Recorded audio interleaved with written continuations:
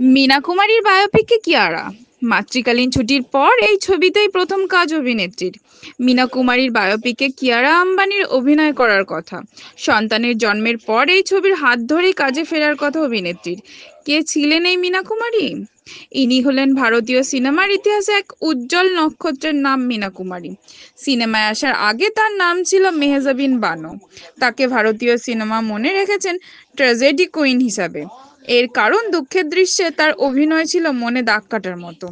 পরিণীতা, কাজল, পাখিজার মতো আরো বহু ছবিতে অভিনয় করে তিনি ছাপ রেখে গিয়েছেন। আর মাত্র ৩৮ বছর বয়সে মৃত্যু হয় তার। মীনা কুমারী বিয়ে করেছিলেন চলচ্চিত্র নির্মাতা কমল আরোহীকে। মীনা কুমারী পেয়েছেন অসংখ্য পুরস্কার এবং সম্মান।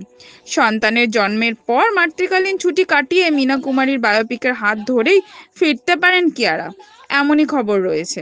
কিয়ারার কাছে নিয়ে যাওয়া হয় মীনা কুমারীর চিত্রনাট্য। পড়েই মুগ্ধ হয়েছেন হবু মা।